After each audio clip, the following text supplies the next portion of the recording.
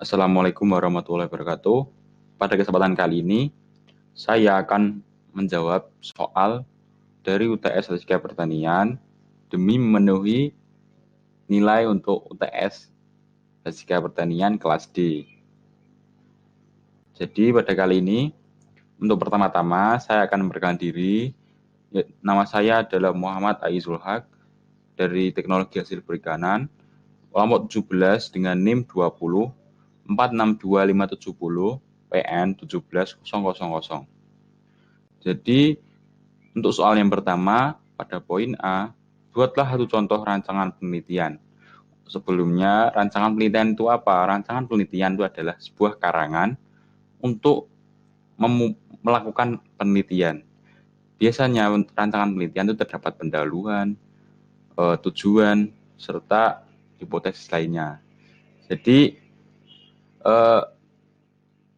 rancangan penelitian itu seperti karangan pada suatu paragraf gitu. Oke, saya lanjutkan untuk membaca soalnya.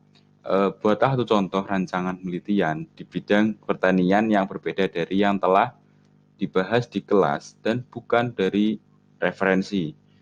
Rancangan penelitian berisi tujuan penelitian dan data yang dikumpulkan.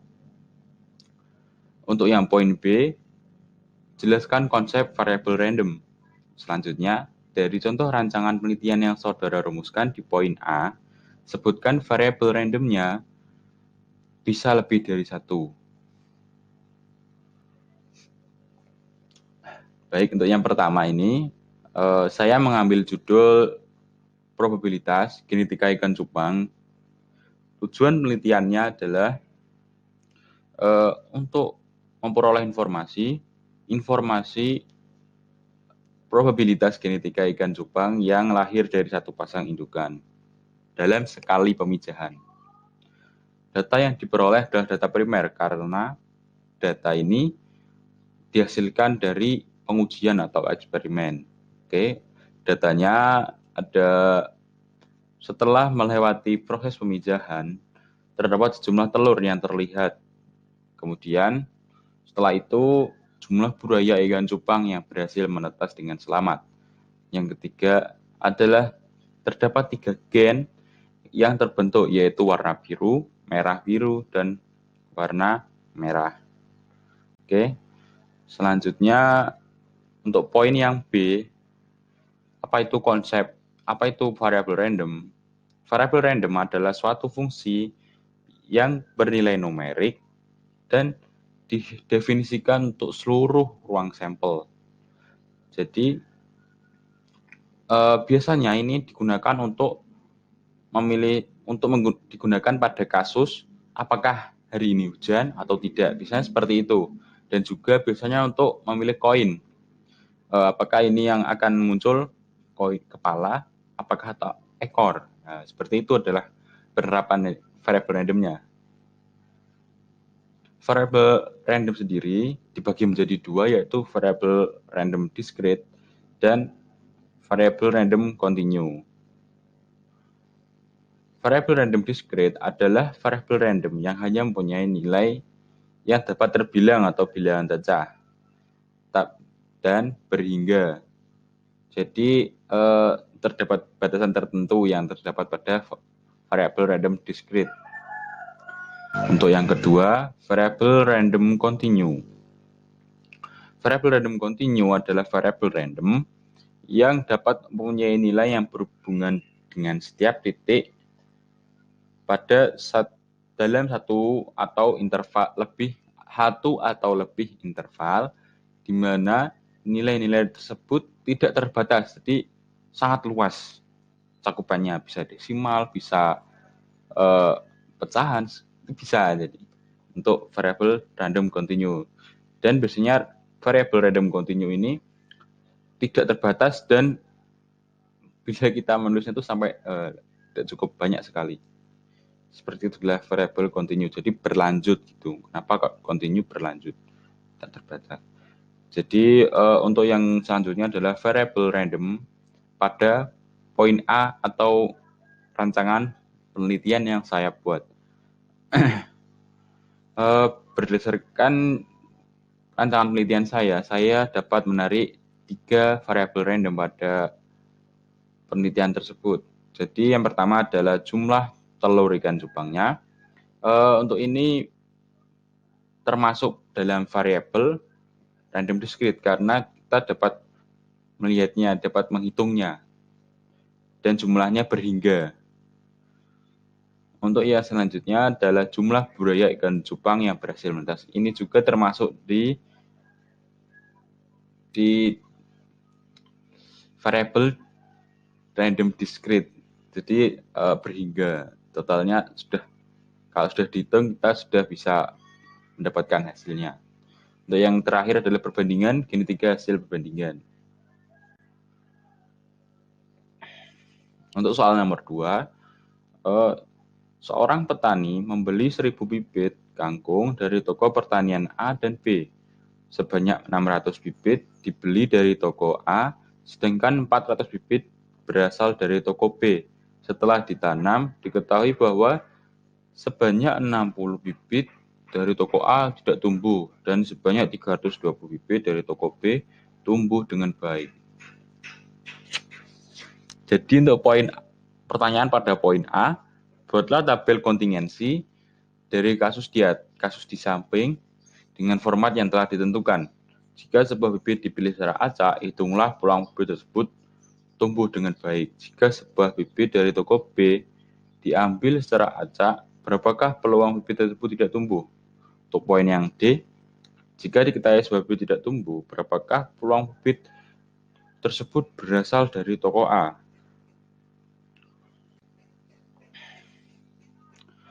Oke, yang pertama adalah poin A.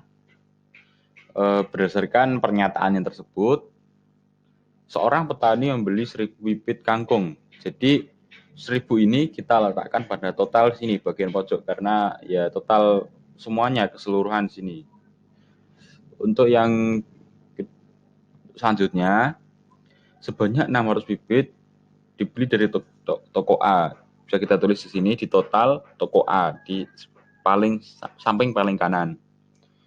Untuk yang selanjutnya 400 bibit berasal dari toko B. Jadi kita tulis di toko B di bagian total sini bagian paling kanan. Lalu selanjutnya diketahui bahwa bibit sebanyak 60 bibit tidak tumbuh pada toko A.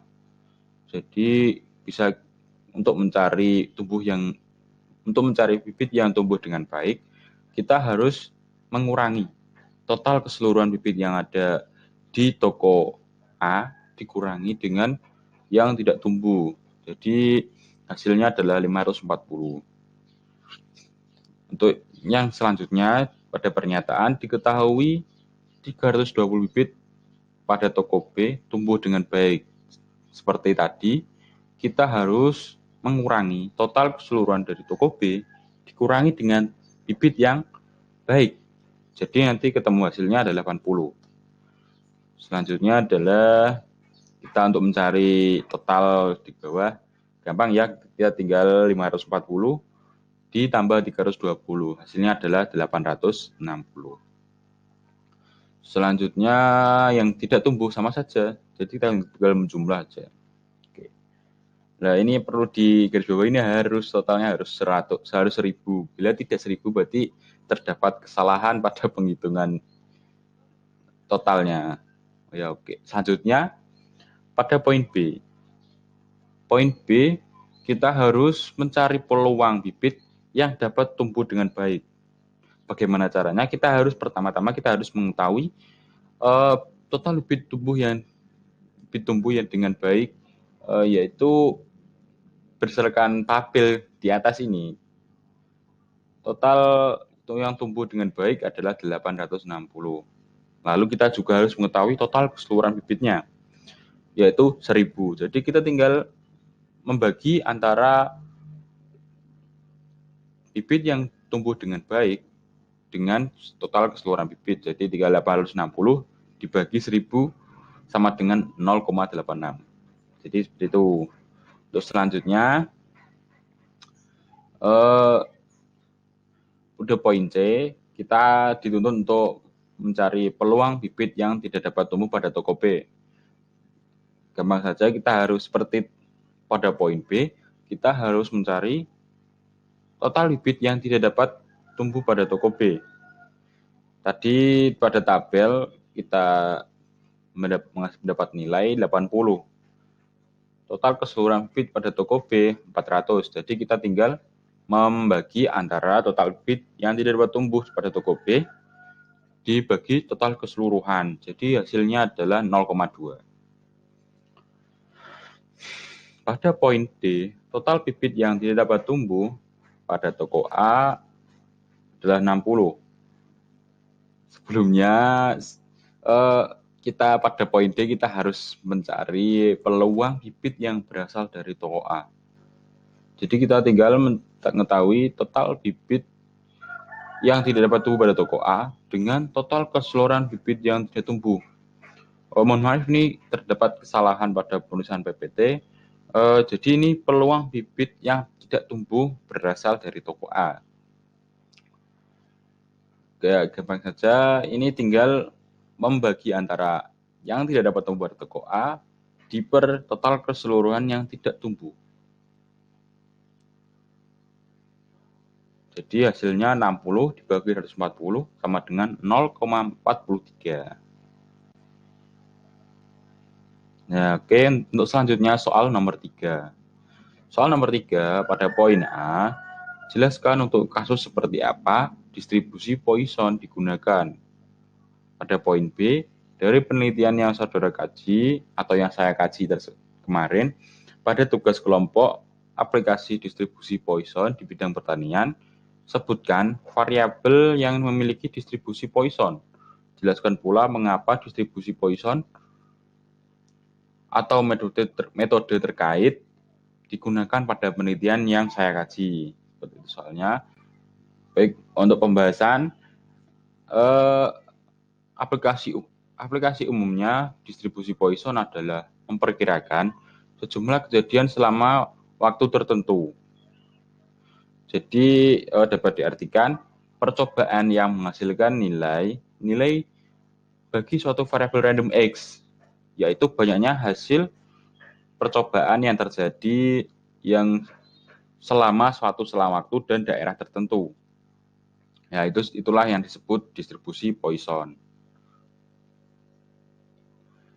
Distribusi Poisson biasanya digunakan untuk melihat satu kejadian pada satu interval. Jadi interval antara seperti contohnya jam 1 sampai jam 2, seperti itulah interval waktu di dalam suatu daerah atau ruang. Jadi misal seperti yang saya berikan contoh ini, total bakteri pada satu BTD dalam 5 menit. Jadi dalam satu interval dan satu daerah yang telah ditentukan. Selanjutnya juga ada total mobil di dalam terowongan pada jam 1 siang. Selanjutnya jumlah parasit yang ada di tubuh ikan nila setelah 10 menit pada suhu ruang. Lalu yang terakhir adalah banyaknya kecelakaan di Jawa Timur pada hari ini. Jadi terdapat interval dan daerahnya di mana. Distribusi Poisson sendiri itu untuk menggambarkan suatu peristiwa pada jeda waktu obilitas pada peristiwa acak atau random yang akan terjadi pada jeda waktu atau ruangan dengan kondisi probabilitas sangat kecil meskipun percobaan dilakukan sangat besar. Namun hasilnya tak berarti. Secara umum distribusi Poisson adalah distribusi probabilitas diskret yang menyatakan peluang jumlah peristiwa terjadi pada periode tertentu apabila rata-rata kejadian tersebut diketahui dalam waktu yang saling bebas sejak kejadian terakhir. Jadi distribusi Poisson juga dapat digunakan pada jumlah kejadian pada interval tertentu seperti jarak, luas, atau volume. Oke, selanjutnya pada poin B, berdasarkan penelitian kelompok yang sudah saya kaji pada kelompok 17 kemarin mengenai titik hotspot sebagai pengukur risiko tingkat kecelakaan dalam periode waktu yang berurutan menggunakan metode Poisson log normal. Adapun variabel yang digunakan dalam penelitian ini yaitu jumlah penduduk dan kendaraan bermotor. Itu adalah variabel yang digunakannya. Oke, selanjutnya mengapa sih kenapa kok memakai distribusi Poisson dalam penelitian tersebut? Jadi alasan yang pertama adalah distribusi Poisson itu distribusi probabilitas yang lebih fleksibel untuk perhitungan.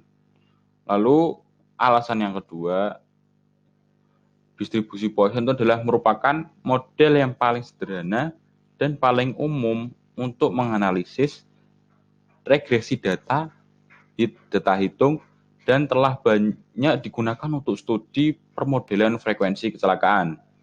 Jadi sudah banyak digunakan pada studi-studi untuk menghitung frekuensi kecelakaan. Jadi hal ini menjadi alasan utama, menjadi alasannya. Untuk selanjutnya adalah penelitian ini menggunakan metode Poisson log normal efek acak untuk mengidentifikasi hotspot risiko kecelakaan dengan mempertimbangkan korelasi waktu antara temporal atau waktu dan spasial dari data kecelakaan. Sekian dari saya. Apabila terdapat kesalahan, saya mohon maaf. Saya akhiri. Wassalamualaikum warahmatullahi wabarakatuh.